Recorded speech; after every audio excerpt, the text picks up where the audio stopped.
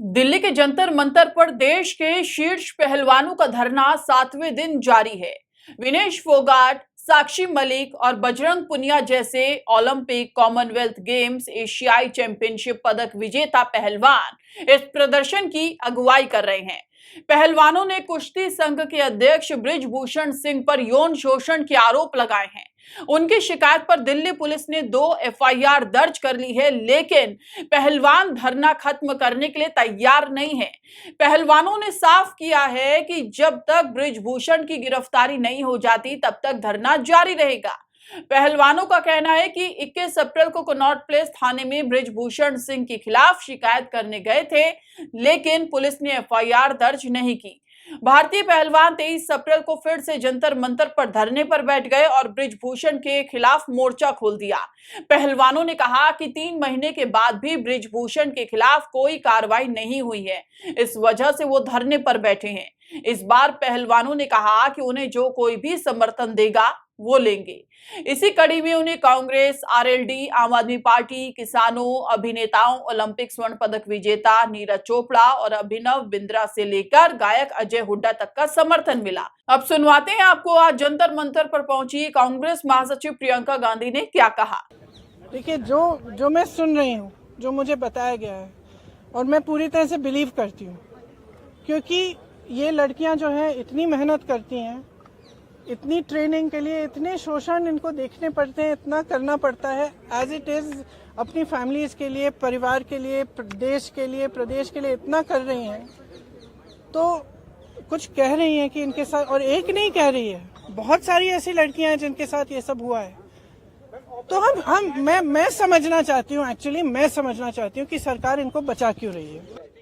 देखिए, सीधी सी बात है, इतने जो सीरियस एलिगेशंस हैं इस शख्स के बारे में, तो पहले रिजाइन तो करें, उनको पद से तो हटाएं। जब तक पद पे हैं तब तक प्रेशर डालते रहेंगे, तब तक करियर बर्बाद करते रहेंगे लोग। इन्वेस्टिगेशन चल रहा है, इसका मतलब क्या है?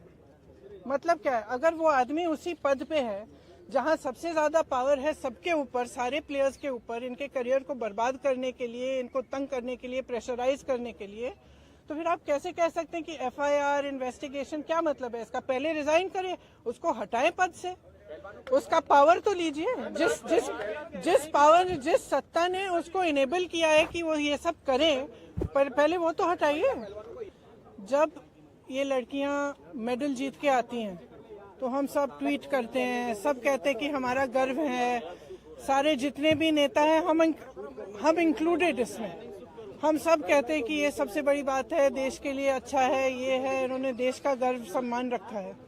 और आज जब सड़क पे बैठी हुई हैं, जब कह रही हैं कि हमारी बात सुन लीजिए, हमारे साथ गलत हुआ है, तो कोई सुनने को तैयार नहीं। दूसरी तरफ पहलवानों को अफसोस है कि उनके इस संघर्ष में क्रिकेटर्स और अन्य खिलाड़ी का साथ उन्हें नहीं मिल रहा। स्टार क्रिकेटरों और अन्य शीर्ष खिलाड़ियों की चुप्पी की ओर इशारा करते हुए विनेश फोगाट ने कहा कि उन्हें यह देखकर पीड़ा हुई कि उनके पास साहस नहीं है जो सत्ता में है। बुधवार को the Indian Express Idea Exchange programme में बोलते हुए विनेश ने कहा, पूरा देश क्रिकेट की पूजा करता है, लेकिन एक भी क्रिकेटर ने बात नहीं की है। हम ये नहीं कह रहे हैं कि आप हमारे पक्ष में बोलें, लेकिन कम से कम एक तटस्थ संदेश दें और कहें कि किसी भी पार्टी के लिए न्याय होना चाहिए। यही मुझे पीड़ा देता है, चाहे वो क्रिकेटर्स हो, बैडमिंटन खिलाड़ी हो, एथलीट्स हो, बॉक्सर्स हो। उन्होंने कहा कि जिन खिलाड़ियों में अभी अपनी बात कहने का साहस नहीं है, उन्हें भविष्य में पदक जीतने पर उन्हें बधाई नहीं देनी चाहिए। विनेश फोगाट ने आगे कहा, अगर हम संघर्ष के इस समय में उनके समर्थन के लायक नहीं है तो भगवान ने चाहा अगर हम कल पदक जीतते हैं तो हमें बधाई देने ना आए। ये मत कहिए कि आपको हमारी क्षमताओं पर भरोसा था, क्योंकि आपने नहीं किया इसलिए अब आप हम पर शक कर रहे हैं। हालांकि गुरुवार को भारत के पूर्व क्रिकेट कप्तान कपिल देव ने अपने सोशल मीडिया हैंडल पर तीनों पहलवानों की एक तस्वीर पोस्ट की, जिसके कैप्शन में लिखा था, क्या उन्हें कभी न्याय मिलेगा। टेनिस स्टार सानिया मिर्जा ने लिखा, एक एथलीट और एक महिला के रूप में ये देखना बहुत मुश्किल है। उन्होंने हमारे देश का नाम रोशन किया है और हम सभी ने उस पर उनके साथ जश्न मनाया है। यदि आपने ऐसा किया है तो अब समय आ गया है कि इसमें उनके साथ मुश्किल समय में भी खड़े हों। ये बेहद संवेदनशील मामला है और गंभीर आरोप है। वहीं इस मामले में कुछ राजनेताओं ने पीटी उषा के एक बयान पर तीखी प्रतिक्रिया दी है। कांग्रेस नेता शशि थरूर ने ट्वीट कर लिखा, डियर पीटी उषा, बार बार होने वाले यौन उत्पीड़न के मामले में अपने साथी खिलाड़ियों के जायज विरोध का अपमान करना या गलत ठहराना आपको शोभा नहीं देता। अपने अधिकारियों के लिए खड़ा होना राष्ट्र की छवि को धूमिल नहीं करता है। उनकी चिंताओं को नजरअंदाज करना और उन्हें सुनने की बजाय उनकी आलोचना करना गलत है, बल्कि आपको तो उनकी फरियाद सुनकर उनकी समस्या का हल निकालना चाहिए।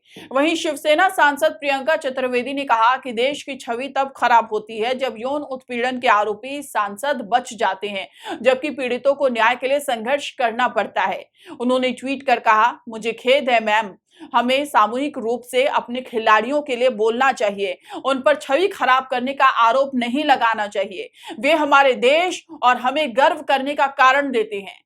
आपको बता दें कि भारतीय ओलंपिक संघ की अध्यक्ष पीटी उषा ने कहा था कि पहलवानों को जंतर मंतर पर जाने की बजाय हमसे पहले बात करनी चाहिए थी, ना कि इस तरह से प्रोटेस्ट करना चाहिए था। पीटी उषा का यह बयान बेमाने लगता है क्योंकि खिलाड़ियों ने डिसिप्लिन में रहकर अपनी बात समय समय पर उठाई, लेकिन कोई नतीजा नहीं निकला। भारतीय कुश्ती संघ के उदासीनता भरे रवैये से थक कर ये खिलाड़ी 21 अप्रैल को कन्नौज पुलिस थाने गए, वहां अपनी शिकायत दी और पुलिस को एफआईआर दर्ज करने के लिए कहा।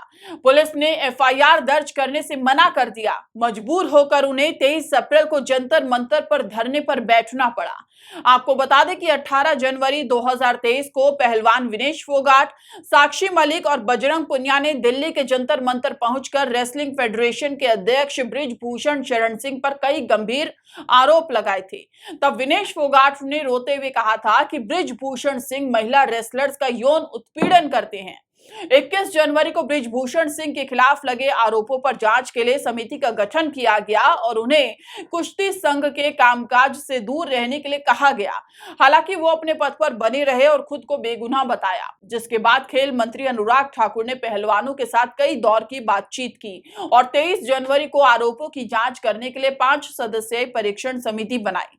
दिग्गज मुक्केबाज एमसी मैरी कॉम को इस समिति का अध्यक्ष चुना गया था। समिति को 4 हफ्तों के अंदर जांच पूरी करने को कहा गया था। 5 अप्रैल को समिति ने अपनी रिपोर्ट खेल मंत्रालय को सौंप दी। हालांकि इसे सार्वजनिक नहीं किया गया। दूसरी बार धरने पर बैठे पहलवानों ने सुप्रीम कोर्ट में भी बृजभूषण के खिलाफ एफआईआर को लेकर शिकायत की और 28 अप्रैल को इस मामले पर सुनवाई हुई। यहां दिल्ली पुलिस एफआईआर दर्ज करने के लिए तैयार हो गई और 2 एफआईआर दर्ज कर ली। एक में बृजभूषण के खिलाफ पोक्सो कानून भी लगाया गया। एक नाबालिग सहित 7 महिला पहलवानों ने उसके खिलाफ यौन उत्पीड़न और आपराधिक धमकी का आरोप लगाते हुए अलग अलग पुलिस शिकायतें दर्ज की हैं। कोर्ट ने पुलिस को शिकायत करने वाली पहलवानों की सुरक्षा तय करने का भी निर्देश दिया। इसके बाद पहलवानों ने कहा कि बृजभूषण सिंह के गिरफ्तार होने तक धरना जारी रहेगा। विनेश फोगाट ने कहा, हमें दिल्ली पुलिस पर भरोसा नहीं है, वे बृजभूषण के खिलाफ कमजोर मामला बना सकते हैं। हालात को देखते हुए खिलाड़ियों का ये डर सही भी लगता है, क्योंकि जब बृजभूषण के खिलाफ एफआईआर दर्ज कराने के लिए पहलवानों को सुप्रीम कोर्ट का दरवाजा खटखटाना पड़ा और उनकी एफआईआर दर्ज होने में 6 दिन का समय लग गया। विनेश फोगाट ने कहा कि हमने पहले ही पर्याप्त सबूत दे दिए हैं और अगर किसी और चीज की आवश्यकता होगी तो हम इसे दिल्ली पुलिस के सामने नहीं बल्कि सुप्रीम कोर्ट में पेश करेंगे। ये एफआईआर दर्ज कराने की लड़ाई नहीं है, ये एक व्यक्ति के खिलाफ लड़ाई है जिसके खिलाफ पहले से ही 85 मामले दर्ज हैं। इधर बृजभूषण सिंह ने खुद को निर्दोष बताया और कहा कि मुझे सुप्रीम कोर्ट पर पूरा भरोसा है, मैं पूरी तरह से निर्दोष हूं और इन आरोपों का सामना करने के लिए तैयार हूं, जांच में सहयोग करने के लिए भी तैयार हूं। ये जनवरी में इनकी मांग निकल करके आई थी कि अपने पद से इस्तीफा दें। मैंने उस समय कहा था कि पद से इस्तीफा देने का मतलब है कि मैंने इनके आरोपों को स्वीकार कर लिया। इस्तीफा कोई इतनी बड़ी चीज नहीं है, लेकिन अपराधी बनकर नहीं, अपराधी बनकर के नहीं, मैं अपराधी नहीं हूं। बृजभूषण को अगर अपनी बेगुनाही पर इतना ही भरोसा था तो खिलाड़ियों के धरने पर बैठने के पहले ही दिन उसे अपने खिलाफ एफआईआर दर्ज कराने के लिए पुलिस से संपर्क क्यों नहीं किया? मामला इतना उछलता ही नहीं और न्याय प्रक्रिया शुरू हो जाती। आखिर खिलाड़ियों ने अपनी शिकायत तो दिल्ली पुलिस को पहले ही दे दी थी और पुलिस किसी दबाव के चलते ही उसे एफआईआर में तब्दील करने में देरी कर रही थी। सवाल यह उठता है कि सरकार ने इतने गंभीर मामले पर चुप्पी क्यों साध रखी है। इसका कारण स्पष्ट तौर पर 66 वर्षीय राजपूत नेता बृजभूषण सिंह का राजनीतिक प्रभाव है। जानकारों का मानना है कि 6 बार सांसद रहे बृजभूषण का असर गोंडा ही नहीं बल्कि श्रावस्ती, बलरामपुर, बस्ती और अयोध्या में है।